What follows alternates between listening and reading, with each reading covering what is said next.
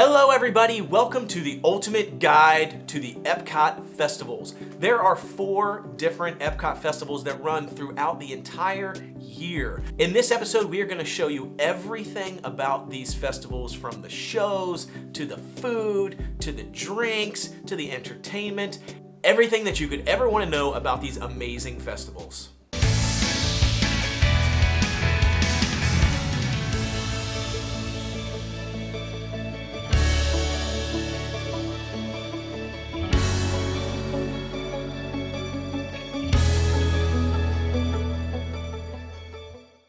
Let's start off with the 4 different festivals that Epcot has to offer. Starting with the first one that begins January to February, and that's the Festival of the Arts. Festival of the Arts used to just be a weekend, sort of 1-week event, and then they've expanded it to a 2-month window of time, so it's actually a larger festival now from January to February. After Festival of the Arts, starting in March, is the Flower and Garden Festival, and that runs until early July, almost the very beginning of July. And then from there, it moves over into the Food and Wine Festival. Food and Wine Festival goes from July all the way into November. And then, of course, we move into the Festival of the Holidays, which starts right after Food and Wine Festival, starting in November and going all the way through December. And the best thing about these festivals are they are free with your park admission or park annual pass. Absolutely. They don't cost you a dime. If you're in for Epcot, you've gotten into the park, you get access to the festival. It's not a special ticketed event. So it's just an amazing thing that Epcot offers. I love the fact that it goes pretty much all year round now. If you're following the dates that I was throwing out there, there's pretty much no window of time where there's not a festival. Maybe usually like a week, maybe 2 weeks between each one of these festivals, and basically all year long, there's a festival going on. And I think a lot of people just miss it and don't even pay attention to the fact that there's a festival going on. So we're gonna dig in a little bit later into each one of these festivals individually and talk about the uniqueness and the differences of each festival and what each festival has to offer. But there are a few standard general things that all the festivals have in common that I kind of want to go through first. And number one, of course, has to be that all of the festivals have a guidebook. They all have this sort of passport. I've got a couple of them here. This is from the Food and Wine this past year, and this is from the Flower and Garden Festival. Each one of them will have a passport, and they're actually called a passport. They refer to them as passports, not guidebooks. And that's usually the thing that we recommend getting the first thing when you walk in the park. There is a separate Epcot guide map that has all the attractions and a map of the park and everything like that in it. That is separate from this passport. This is the book that you want to get if you're planning on attending the festival. Because in this book, it has everything that you want to know about that particular festival, such as the different food booths that the actual festival has and where they're located and what different food items they have on it. And then one of the most important things on the passport is this sort of back page. On every passport is this sort of stamp collection that you can go through. And each festival has its own version, and I'll talk about that a little bit later. So let's talk more about the common components of the festivals. Each festival has food booths. Just call them food booths. They all have names. There'll be different names depending on the different seasons. Sometimes it'll be new booths. Sometimes it'll be the same booth that's used in different festivals, just renamed slightly. But those food booths will usually have a few different menu items, usually foods, maybe a dessert or two, and then a few different drinks, some specialty alcoholic, some specialty non-alcoholic drinks in there. There's always a sort of picture menu in front of each booth that will actually show you the different food items and usually a little picture of what that food item looks like and the price and all the details of those food items. And on average, those food items and drinks, everything sort of ranges between about $5 per item and maybe up to $10 or $15 per item, depending on what you're actually looking to buy. I will say that when it comes to the food, it's sort of like tapas style food. It's sort of like small portions, one little individual side. It's not usually like a huge, gigantic meal. It's sort of like almost like a taster version. But that being said, some of the portions are pretty large, and you could literally eat that as your entire meal. Like some booths you can go to and you can get sort of an entree, which is like a smaller entree, and then maybe a side dish, and then also a dessert, and then a drink. So you can get like a whole entire meal at that one booth, or just kind of travel around depending on what you're looking for. Every festival has special entertainment. There's storytellers, concerts, performers.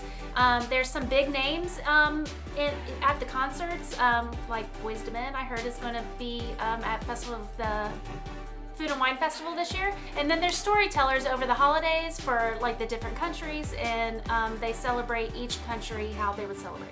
So there's usually like a concert series of some kind. So that's at the big amphitheater that's in the American Gardens Theater, basically in the American Pavilion. There's always special concerts there, and that's where you'll see people like Boys to Men or lots of different like big name artists. Sometimes there's a lot of small name artists there too, but like throughout the festival there'll usually be a few big headliners sprinkled in there. Now I will tell you, getting into those concerts can be sort of difficult. It is first come, first served. So you can wait in line. Sometimes you can sort of like wait in line for 5 minutes and get right in. Sometimes you may be in line for a couple of hours if you're trying to see a big namer like maybe like Boys to Men, for example. But there is a way to get guaranteed seating, and that's through the special food package, special like lunch/dinner packages that they offer. They're around like $30 to $45 per person for the meal. There's a couple of different places that offer the meal and the package, but it basically gives you priority VIP seating. So if you buy that food package, you get not only a great meal, but you actually get priority reserved VIP seating for the concerts. Those sell out pretty quickly though, so you do need to get there like early in the morning in the park and actually buy those ahead of time. But that's the way to get guaranteed seating at those concerts. But for the smaller names, usually it doesn't have a problem getting in. There's multiple shows throughout the day, so it's not like, it's not super difficult to get into that. Now, every festival will have something unique about it, usually in sort of like either displays, decorations. So for example, in the Festival of the Holidays, you've got the holiday decorations, obviously. The Flower and Garden Festival, you've got all these beautiful flowers and topiaries and things. So there's always something distinct about each festival. Every festival has a scavenger hunt. It's $10. You can pick up the little scavenger hunt maps at certain locations. Yeah, like Port of Entry, I think, is one. A couple of different locations. Yeah, a couple, Creation Shop maybe. Yeah. And you just go pick it up, and then you go to the countries, and you follow it around, see who you can find. Yeah, it's a little like sticker, like a little map with stickers on it, and you just, when you find them, you got to match the right sticker to the right thing that you found. Some of the festivals have two different scavenger hunts. For example, the Flower and Garden Festival had two. It had Spike's sort of pollination scavenger hunt, and it also had the Easter egg hunt, which was during Easter, obviously. So it depends, but it's a fun little thing to do. And the end of the scavenger hunt, you may be saying, what's the point of the scavenger hunt? First of all, it's fun. It's like super fun to actually go find all these little things. And second of all, it's only $10, and at the end of it, if you find them all and you turn it in, you get a cool little prize, like something to actually keep. And this is we got this cute little tumbler here, which is Figment during the Flower and Garden Festival. In Festival of the Holidays, we got like a little cookie plate. It's frozen. It's super cute. Yeah. So you get like a little prize at the end. And there's different variations. We chose the Figment one. They had a couple of different versions for the Festival of the Holidays. They had different things on the different plates. Like one was like Olaf, and this is like everybody on it. So there's a few different choices. So you do get something at the end of it, which is super fun. It's something fun to do as a family or solo or with friends. We try to do it almost every time we do the festivals for each one. So it's a super fun activity to do. All right, let's talk about the passport stamps that I was talking about earlier. So again, on the back page here, you can see there is usually 6 stamps required at the back here. It's 5 things that you actually have to do, and then the 6th stamp is for the prize that you get at the end. So the way it works is essentially there are items here that you need to go sample, usually food or drink items, that you go around the World Showcase during the festival, and you try these items. And each time you try one of these items, you tell them, make sure you don't forget to tell them you want the stamp. Give them this book, they will stamp it, and you basically get credit for one of these 5 things. Once you get all 5 of these, and they don't have to be done in the same day, you can break it up and do it in multiple days. Just don't forget, because we forgot one time and they would not stamp it. We had to rebuy the thing. And so you definitely want to get the stamp. Once you get all 5, you take it into a specific booth that's at the festival, and they will give you a special treat at the end of it. And it's usually something really cute, like Ta-da! these cute little things. And you're just like, wait, these are empty cups. But you want to talk about them a little bit? So at the end, you get a treat in these little cups. My favorite one was the one from Food and Wine from 2021, which was like a little ice cream cheesecake dessert. That was my favorite one. Yeah, it was yeah, like you said, a little bit of ice cream, a cheesecake on top. It was so cool, and it was delicious. But again, we didn't know what to expect, so we were like stuffed by the time we got to this. So kind of recommend breaking it up into multiple days. But again, each one, this is one that we got from Festival of the Holidays for the, I think this was the cookie stroll. Yeah, the holiday cookie stroll. And That Festival one was of the Arts. Festival of the Arts. This was part of the Flower and Garden Festival. We actually did get a Flower and Garden Festival treat, but with it, we got some seeds to plant, which you can see we haven't planted. But like the cookie stroll, we got like another cookie. Sometimes you get a pin, you get all kind of stuff. Sometimes you get more than just the cup is what we're saying. Sometimes it's just the cup with something in it, and sometimes you get extra stuff with it. And then you have those little keepsakes after the festival, and you can kind of use them at home or set them up somewhere as decoration. Also at the festivals, there's special exclusive merchandise at each one. And the merchandise is usually really, really cute. These ears right here that I'm wearing are from the Food and Wine Festival last year, 2021. They were the Apple Orchard ears. The Apple Orchard was so good. It's one of my favorite places And they ever. actually say on one of the sides, the side festival of our Food and Wine Festival 2021. Yeah, super cute. Always like some unique merchandise for each festival that you can pick up. So it's your one and only chance to get it. They don't sell any of this stuff outside of the festival. So, but man, that just reminded me of how good that Apple Orchard was. So yeah, special merchandise available during the festivals. And the last thing that's common among the festivals is actually new. And we don't know 100% if it's going to be with every single festival. But the Beacons of Light, the Spaceship Earth Epcot Ball, the last couple of festivals so far have had a special festival show. So for the Festival of Arts, they had the Muppets Rainbow Connection. It had a special pattern and glow and Kermit singing Rainbow Connection. And then in the Flower and Garden Festival, they've had Pocahontas, Colors of the Wind, and all the different colors. So they still have the normal Beacons of Light show every 15 minutes, but then it sort of alternates between that and whatever was special for the festival. Food and Wine Festival is coming up soon, so I don't know if they're going to have one for that or not, but so far, it seems like now that they've added this capability, they've been doing it for every festival. So that's another thing that we'll have to keep a watch on, but so far, it's been festival specific, so pretty cool. So those are all the general things that are common among the different festivals. Let's talk about each individual festival and what it brings to the table. The first festival we'll talk about is Festival of the Arts, again, January through February. It is exactly what it sounds like, Festival of the Arts. It is a celebration of art. And that is a celebration not only with artwork, so there are all sorts of booths, meet the artists stations where you can actually look at their different artwork, buy their artwork.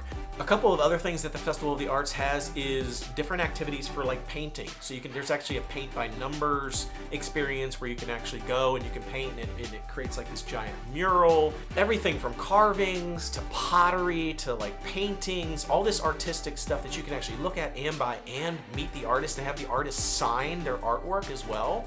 But also art when it comes to food.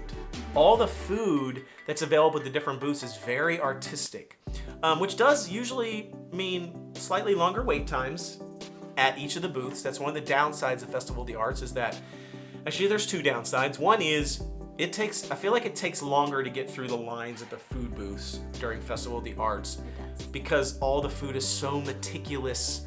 And like everything from like the placement of a flower to a little crispy pearl to whatever, it all looks like art on a plate. So it is beautiful.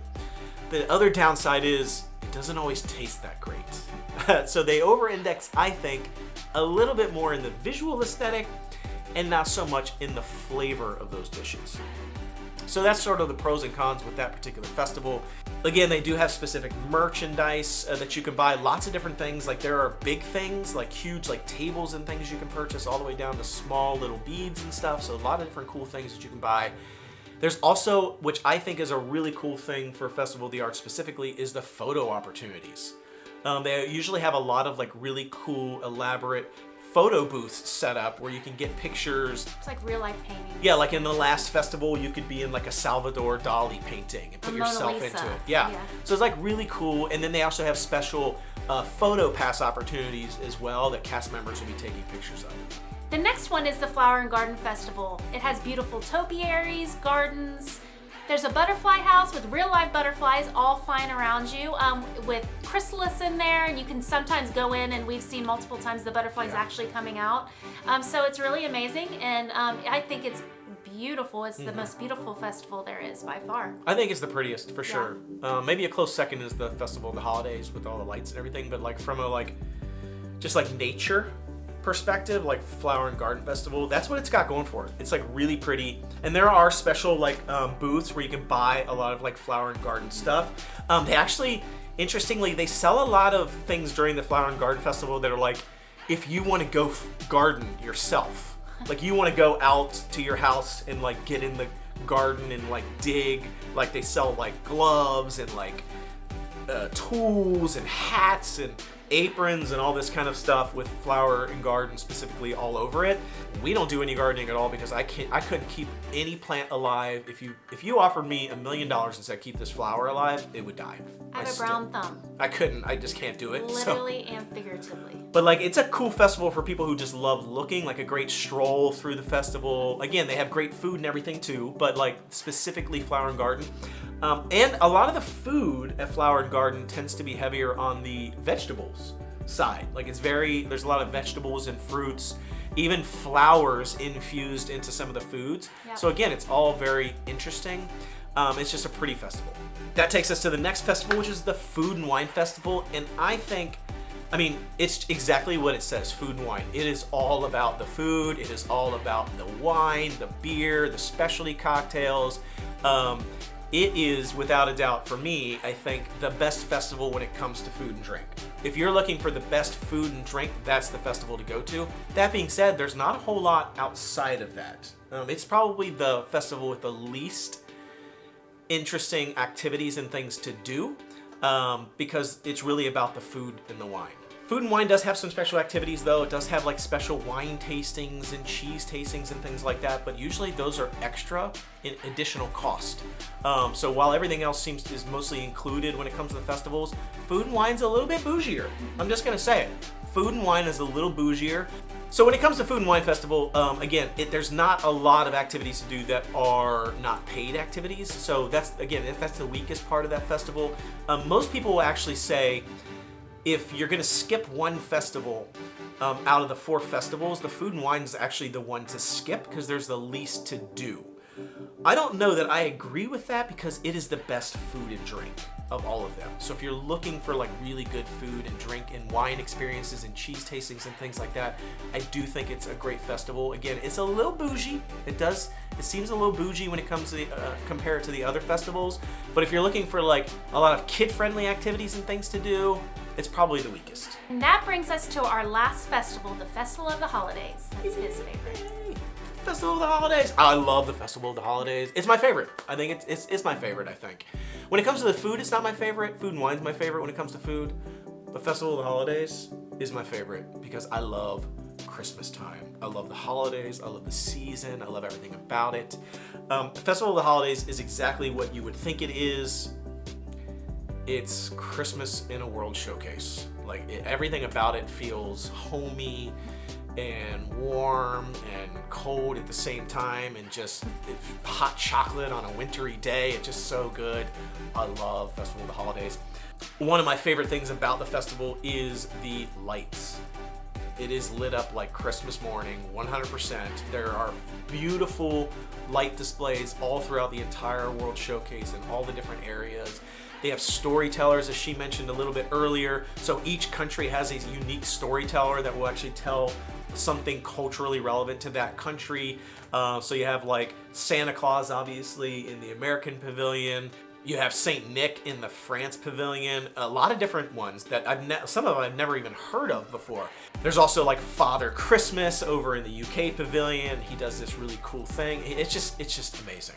But they all tell you some really cool like little story about that particular country, that particular heritage, culture. It's really neat. There's also a lot of beautiful Christmas trees there, and I love Christmas trees. And then one of the cool things about it is there's a lot of like different traditions from the different countries, and like I said, culturally relevant things in each country that you get to experience, which I think is really, really cool. And then obviously lots of holiday treats and foods like cookies and different kinds of hot chocolate, and then lots of delicious foods. There was a Thanksgiving in a bowl poutine last time that was delicious. It had like turkey and, you know, gravy and cranberry sauce and everything on it. It was so good. And then there is the very, very famous Candlelight Processional over at the American Gardens Theater, which there aren't any like special concerts. It's always the Candlelight Processional, which is basically the retelling of the Jesus birth story. Usually has some sort of like famous, you know, actor or singer or somebody that does sort of the narration for it, and there's a giant choir and they sing all these songs. It's just a beautiful, beautiful thing. And it happens every single night during the Festival of the Holidays.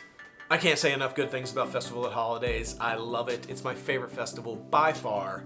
My favorite festival is the Flower and Garden Festival. It is so beautiful. By far, to me, is the prettiest one, and I love spring and summer. I love the warm weather, so to me, it just signifies all that, and it is beautiful. So overall, if we had to rank all of the festivals, I think from a food perspective, we've kind of already said it. Food and wine is the best festival when it comes to that. But I think for me, best overall is going to be Festival of the Holidays, because I just think there's so many activities and food and drink and experiences that you get there. Festival of the Holidays. For you, best overall, you think is Flower and Garden. So we're a little bit divided on that, but again, all the festivals are amazing. And there you have it. That's our ultimate guide to the Epcot festivals. There is a ton of stuff to do. We hope you've enjoyed this guide. Hopefully it's helped you a little bit. Thanks again for joining us. Until we see you again, the Noble Way It's the easy way. Bye-bye, everybody.